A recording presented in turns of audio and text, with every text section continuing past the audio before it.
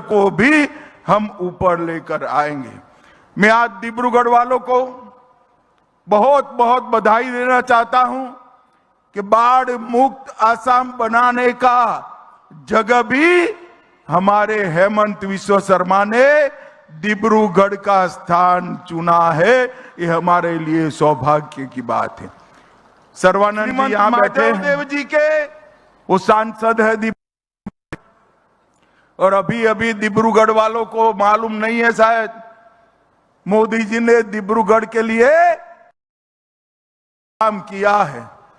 थोड़े दिनों पहले 26-27 जनवरी को भारत सरकार ने यूरोपियन यूनियन के 27 देशों के साथ फ्री ट्रेड एग्रीमेंट करा और ये फ्री ट्रेड एग्रीमेंट का फायदा, सबसे बड़ा फायदा हमारे आसाम के डिब्रूगढ़ को होने वाला है भाई।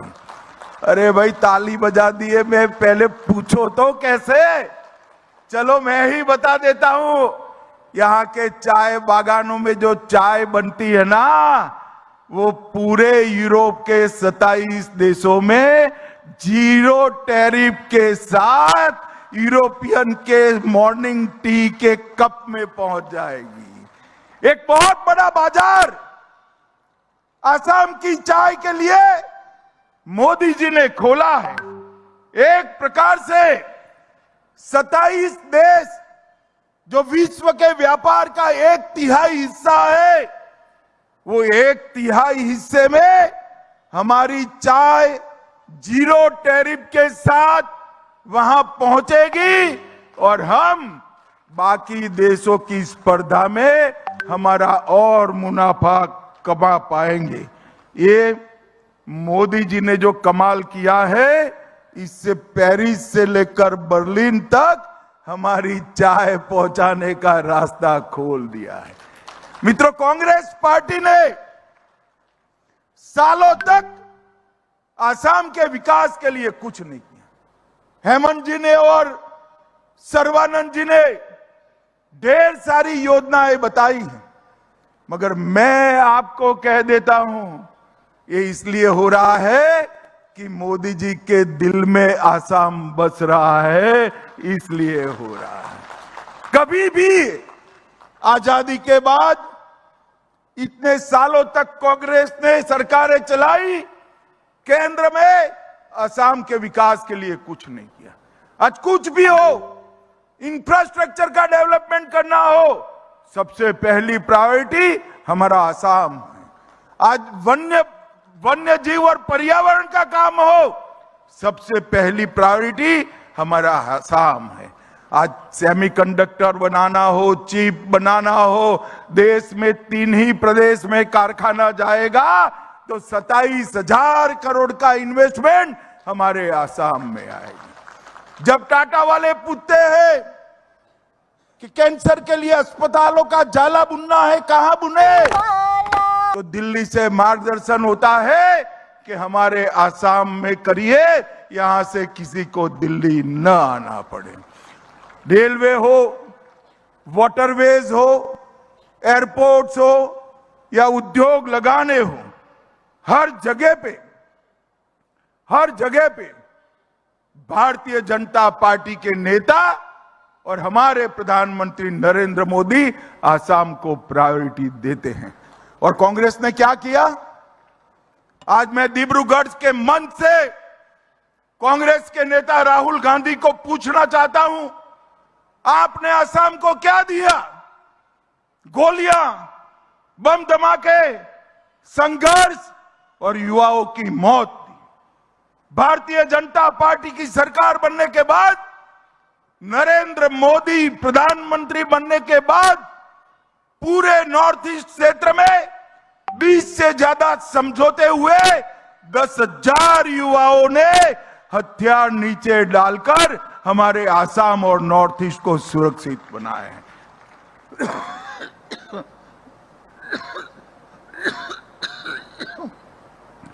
एक जमाने में यहां कर्फ्यू, बम धमाके, गोलियों की आवाज थी, आज भूपेंद्र का संगीत यहां से पूरे विश्व में पहुंच रहा है। और आज तक भूपेन हजारिका को भारत रत्न देने की सूद नहीं दी, भूपेन हजारिका को भारत रत्न देने का काम भी भारतीय जनता पार्टी की सरकार ने किया। यहां तक कांग्रेस के ही नेता महान भारत माता के सपूत गोपीनाथ बरदोलाई जी को भी कभी भारत रत्न नहीं, लोकप्रिय गोपीनाथ जी को भारत रत्न देने का काम भारतीय जनता पार्टी की सरकार ने किया। और हमने यहां शांति, सुशासन, विकास और एक प्रकार से सबको साथ लेकर चलने की नई संस्कृति का विकास किया है। और 2021 में डिब्रूगढ़ की धरती पर आज मैं कहना चाहता हूं, कांग्रेस ने एक टूल किट प्रसारित किया था जो आसाम विरोधी था और भारत में आसाम, दुनिया में आसाम की चाय की छवि बिगाड़ने का काम कांग्रेस पार्टी ने किया था। ये अंतर है दोनों के बीच। मित्रों, चाय बागान का क्षेत्र है, हमारे श्रमिकों के कल्याण के लिए आज तक कांग्रेस पार्टी ने कुछ नहीं किया। अंग्रेजों के समय से संथाल, मुंडा, कौल, भील, बंगाली, ये सारे श्रमिक यहां पर बसे थे, मगर उनको कोई सुविधाएं नहीं मिली। हमारी सरकार ने 2025 में लैंड होल्डिंग अमेंडमेंट एक्ट पारित कर 825 चाय बागानों के 3,33,000 परिवार, मतलब लगभग 20 लाख लोगों को भूमि का मालिक बनाने का काम भारतीय जनता पार्टी। सदियों से लोग भूमि की मलकियत के लिए संघर्ष करते थे। पहले कांग्रेस के खिलाफ किया, इसके पहले अंग्रेजों के खिलाफ किया, किसी ने सूद नहीं ली। 25 में भाजपा आसाम सरकार ने, हमारे मुख्यमंत्री जी ने यहां पर ये अमेंडमेंट कर चाय बागान वालों को मालिक बनाने का काम हमारे हेमंत विश्व शर्मा ने किया था। मित्रों, आज पूरे विश्व में आसाम और नॉर्थ ईस्ट के अलग अलग सांस्कृतिक गमछे हमारे नॉर्थ ईस्ट की संस्कृति का सम्मान का प्रतीक बने हुए। अभी राष्ट्रपति महोदया ने 26 जनवरी को एट होम कार्यक्रम में सभी को नॉर्थ ईस्ट के गमछे पहनना है। यहां तक कि यूरोपियन यूनियन की अध्यक्षा और बाकी सारे जो लोग आए थे उन्होंने भी गमछे डाले। एक ही व्यक्ति ने आसाम का गमछा नहीं डाला, उसका नाम था राहुल गांधी। अब मैं पूछना चाहता हूं कांग्रेस पार्टी के लोगों को कि नॉर्थ ईस्ट का गमछा राहुल जी ने नहीं डाला, पूरे देश और दुनिया के लोगों ने डाला। भला आपकी क्या दुश्मनी है भाई? जरा ये तो बताओ, इतना अन्याय क्यों करते हो हमारे नॉर्थ ईस्ट के साथियों के लिए? मगर मैं आज कह कर जाता हूं, राहुल गांधी को जो करना है वो करे। जब तक भारतीय जनता पार्टी राजनीति में है, नॉर्थ ईस्ट की संस्कृति को कोई हिला नहीं सकता, कोई हिला नहीं सकता।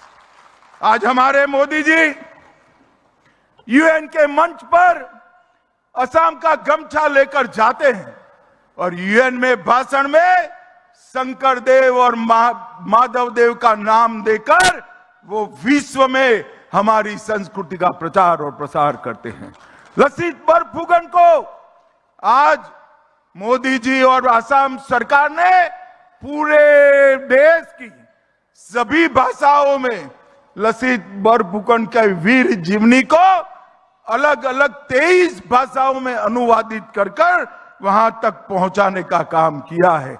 और 400वीं जयंती हेमंत जी यहां मनाना चाहते थे, मोदी जी ने कहा असम में तो मनाइए मनाइए, आप राजधानी के विज्ञान भवन में बनाइए, मैं आऊंगा और लसित बरफुकन को पूरे विश्व में पहुंचाने का काम हमारे नेता नरेंद्र मोदी जी ने किया। भाइयों बहनों, एक और बात मैं करना चाहता हूं। हमारे आसाम में मुझे बड़ी गंभीरता से बताइए, डिब्रूगढ़ वालों को इतना परेशानी नहीं है, मगर आसाम की परेशानी डिब्रूगढ़ की है या नहीं है? भाई जरा जोर से बोलो, आसाम की परेशानी हम सबकी है या नहीं है? पक्का है? आसाम में घुसपैठ होना चाहिए क्या? अरे जोर से बोलो, होना चाहिए क्या? एक कांग्रेस पार्टी ने असम को घुसपैठ कर कर अपनी वोट बैंक की राजनीति से सत्ता प्राप्त करने का घुसपैठियों के माध्यम से एक हथियार बनाया था। मैं बधाई देना चाहता हूं भाजपा सरकार को, असम की और हमारे मुख्यमंत्री को, कि ये डेमोग्राफी बदलने का सिलसिला उन्होंने बंद कर दिया। 1,26,000 एकड़ भूमि बांग्लादेशी घुसपैठियों से मुक्त कराने का काम ये भारतीय जनता पार्टी की सरकार है। और मैं आज असम की दूसरी राजधानी की भूमि पर वादा कर कर जाता हूं, हेमंत जी के नेतृत्व में यहां पर तीसरी बार भाजपा सरकार बना दो, एक एक घुसपैठियों को चुन चुन कर असम के बाहर हम निकालेंगे। ये घुसपैठिया किसी भी तरह से असम और देश का भला नहीं कर सकते। हमारे सीमित संसाधन हैं, हमारे गरीबों का अधिकार घुसपैठिया छीनते हैं, हमारे डेमोग्राफी को बदल रहे हैं और देश की सुरक्षा के साथ भी वो लोग कॉम्प्रोमाइज करते हैं। मित्रों, एक घुसपैठिया इन्होंने श्रीमंत शंकर देव की जन्मभूमि को भी नहीं छोड़ा था और काजीरंगा के जंगलों में घुसपैठियों ने शिकार कर कर कर हमारे गैंडों को खत्म करने का काम किया है। आज आसाम की जनता को मैं अपील करने आया हूं, ये जनसांख्यिकी का जो परिवर्तन है, इसको अगर आपने रोका नहीं तो आसाम आने वाले दिनों में बहुत दिक्कत में आएगा। और जनसांख्यिकी का परिवर्तन, घुसपैठियों को रोकने का काम केवल और केवल भारतीय जनता पार्टी कर सकती है और कोई नहीं कर सकता। भाइयों बहनों, आसाम की सरहदें घुसपैठियों के लिए खुली थी। जब से नरेंद्र मोदी जी की सरकार बनी, पहले सर्बानंद सोनोवाल और फिर हेमंत विश्व शर्मा हमारे मुख्यमंत्री बने। मोदी जी और आसाम सरकार ने मिलकर घुसपैठियों को आसाम की सरहदों में आना बंद कर दिया है। अब घुसपैठ नहीं होती है आसाम में, परंतु जो आ गए हैं उनको भी बख्शना नहीं है। चुन चुन कर बाहर निकालने का काम ये भारतीय जनता पार्टी की सरकार है। पिछले 5 वर्षों में हमने बहुत बड़ा आर्थिक सुधार भी किया है। आसाम की जीएसडीपी को 4.1 लाख से बढ़ाकर 7.2 लाख करोड़ तक ले गए हैं और आसाम के नागरिकों की आय में 50% की वृद्धि भारतीय जनता पार्टी की सरकार के समय में हुई है। मित्रों, अगर हमने शांति चाहिए, विकास चाहिए, शिक्षा चाहिए, इंडस्ट्री चाहिए, रोजगार चाहिए, समृद्ध खेती और पशुपालन चाहिए, तो एक ही विकल्प है भारतीय जनता पार्टी का। यहां पर शासन फिर से एक बार लाना पड़ेगा। डिब्रूगढ़ वालों, एक प्रकार से आज से आप आसाम की दूसरी राजधानी बने हो। मुझे जरा मन से बताना, अगले चुनाव में सबसे बड़ी बहुमत के साथ, अब तक की सबसे बड़ी बहुमत के साथ भाजपा को चुनकर लाओगे क्या? ऐसे नहीं चलेगा भाई, जरा जोर से बोलिए, भाजपा सरकार लाएंगे क्या? कमल निशान पर मोहर लगाएंगे क्या? असम को घुसपैठिया मुक्त करेंगे क्या? असम को बाढ़ मुक्त करेंगे क्या? असम को श्रीमंत शंकरदेव का असम बनाएंगे क्या? तो यही संकल्प के साथ दोनों हाथ उठाइए, उठाइए दोनों हाथ, विजय के संकल्प की मुट्ठी भींचे और प्रचंड आवाज से बोलिए, भारत माता की, वन